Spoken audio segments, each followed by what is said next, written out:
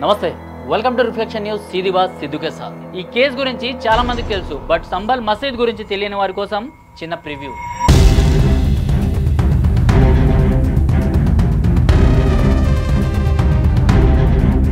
సంబల్ మసీద్ అంటే ఉత్తరప్రదేశ్లోని సంబల్ జిల్లాలో ఉన్న ఒక పాత మసీదు. దాని పేరే షాహీ జామా మసీద్.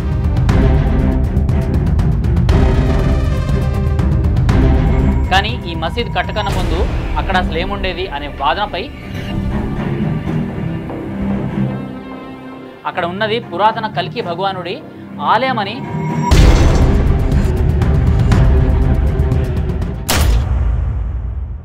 సంబల్ మసీద్ అంటే ఉత్తరప్రదేశ్లోని సంబల్ జిల్లాలో ఉన్న ఒక పాత మసీదు. దాని పేరే షాహీ జామా మసీద్. దీన్ని 1526లో బాబర్ నిర్మించారు. కానీ ఈ మసీద్ కట్టకన్నా ముందు అక్కడ అసలు ఏముండేది అనే వాదనపై సుప్రీంకోర్టు లాయర్ విష్ణుశంకర్ జైన్ పెట్టిన కేసుతో మొదలైంది. అక్కడ ఉన్నది పురాతన కల్కి భగవానుడి ఆలయమని దాన్ని సర్వే చేయడానికి చందౌసి సివిల్ కోర్టుని అనుమతి అడిగారు విష్ణుశంకర్ జైన్. కోర్టు పర్మిషన్ ఇచ్చింది. సర్వేలో ఫస్ట్ ఫేజ్ ప్రశాంతంగా ముగిసింది. 1000కి పైగా హిందూ దేవాలయానికి సంబంధించిన ఫోటోగ్రాఫ్స్ని ఆ మసీద్లో ఏఎస్ఐ టీం వాళ్ళు సేకరించారు. అక్కడే కొంతమంది సంఘ విద్రోహక శక్తుల గుండెల్లో దడ మొదలైంది. పైనుండి వచ్చిన ఆదేశాల మేరకు సెకండ్ ఫేజ్ సర్వేకు వస్తున్న ఏఎస్ఐ టీంపై రాళ్లతో దాడి చేశారు అక్కడి ఇస్లామిక్ రాడికల్స్. పోలీసులు అప్రమత్తమై ఇది తెలుసుకున్న మన ఉత్తరప్రదేశ్ సీఎం యోగి బాబా ఒకటే మాట అన్నారు, మనకు సొంతమైనది మనకే దక్కాలి అని. ఎన్నో చిక్కుముళ్ల తర్వాత సర్వే విజయవంతంగా పూర్తయింది. కోర్టుకి సబ్మిట్ చేశారు. సిచ్యువేషన్ని పరిగణలోకి తీసుకొని దీన్ని ఒక డెప్యూటెడ్ స్ట్రక్చర్గా పేర్కొని మస్జిద్ యాజమాన్యం నుండి రెస్పాన్స్ వచ్చేంత వరకు ఏఎస్ఐ రిపోర్ట్స్ని సుప్రీంకోర్టు సీల్ చేశారు. ఇక్కడే సిట్ టీం అంటే స్పెషల్ ఇన్వెస్టిగేషన్ టీం రంగంలో దిగారు. సంబల్లో జరిగిన ఏఎస్ఐ టీంపై దాడి గురించి ఒక్కో ఇటుకను తీస్తూ వస్తున్నారు. 4 మృతి, నౌమాన్, బిలాల్, నయీం, మొహమ్మద్ కైఫ్. 20కి పైగా పోలీస్ ఆఫీసర్స్ పైన తీవ్ర గాయాలు, ఇంకా ఎంతోమంది ప్రాణాలు రిస్క్లో పెట్టి ఈ సంఘటన గురించి స్పెషల్ ఇన్వెస్టిగేషన్ టీం అన్నీ బయటికి తీస్తున్న సమయంలో సర్వే జరగనీయకుండా ఆటంకం సృష్టించడానికి కారకులైన వాళ్ళని ఆరా తీస్తున్నారు. కథలో మలుపుగా ఉత్తరప్రదేశ్ సీఎం యోగిజీ 3 మెంబర్స్తో ఉన్న ఒక జ్యుడిషియల్ కమిషన్ని అపాయింట్ చేశారు. దేవేంద్ర కుమార్ అరోరా ఈ టీంకి లీడ్గా తీసుకున్నారు. యోగిజీ ఆదేశాల మేరకు అది అనుకోకుండా జరిగిన హింసనా లేక ప్రిప్లాన్డ్గా జరిగిన హంసనా అని వాళ్ళు సర్వే చేశారు. యోగిజీ అనుమానించినట్టే అది ప్రిప్లాన్డ్ అని ఇన్వెస్టిగేషన్లో తేలింది. ఇందులో ముఖ్యంగా Samajwadi party MP Ziaur Rahman Barq call recordings బయటపడ్డాయి. వీటితో నోటీసులు తీసుకొని ఆయన ఇంటికి వెళ్ళిన సిట్ టీం ఎంటీ హ్యాండ్స్తో తిరిగి వచ్చారు. నోటీసులు పంపించిన రెహమాన్ బర్గ్ దగ్గర నుండి నో రెస్పాన్స్. అలా కొన్ని రోజులు గడిచాయి.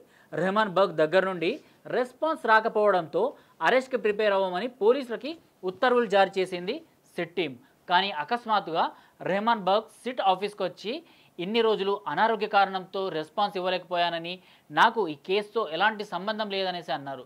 న్యాయస్థానంపై నాకు పూర్తిగా నమ్మకం ఉందని సిట్కి నివేదించాడు కూడా. కానీ సిట్ టీం ఆయన ఆ హింస జరగడానికి కొన్ని నిమిషాల ముందు మాట్లాడిన 100 ఫోన్ కాల్స్ ఆధారంగా ఎఫ్ఐఆర్ ఫైల్ చేశారు. రెహమాన్ ఇప్పుడు అబ్జర్వేషన్లో ఉన్నాడు. అసలు ఆ 100 ఫోన్ కాల్స్లో ఏముంది, ఇంతకీ ఆ కాల్స్ ఎవరు చేశాడు మేము తెలుసుకోవడానికి ట్రై చేసినప్పుడు తెలిసిన విషయాలు ఏంటంటే ఆ 100 ఫోన్ కాల్స్లో జాఫర్ అలీతో రెహమాన్ మాట్లాడిన మాటలే. ఈ 100 నంబర్స్లలో వేరే వాళ్ళు ఎవ్వరూ లేరు. కాల్ రికార్డింగ్స్ అన్నీ విన్న తర్వాత పోలీసులు చెప్పిన విషయాలు ఏంటంటే జాఫర్ అలీ అనే వ్యక్తి షాహీ జామా మసీద్కి సంబంధించిన కమిటీ యొక్క ప్రెసిడెంట్. సర్వే ఫస్ట్ ఫేజ్లో బయటపడ్డ హరిహర దేవుళ్ళ శాంపిల్స్తో భయపడ్డ జాఫర్ అలీ రెహమాన్తో సెకండ్ ఫేజ్ జరగకూడదనేసి చెప్పినట్టు, దానికి ఏం జరిగినా సరే ఎన్ని ప్రాణాలు పోయినా సరే అన్నట్టుగా సిట్ వాళ్ళు పేర్కొన్నారు. దీంతో జాఫర్ అలీ ఇంకా రెహమాన్ బర్గ్ని అదుపులోకి తీసుకొని పోలీసులు ఇన్వెస్టిగేషన్ స్టార్ట్ చేశారు. సంబల్లో జరిగిన హింసకి కారణం ఒక ముస్లిం. దాంట్లో ప్రాణం పోయింది కూడా ముస్లిమ్సే.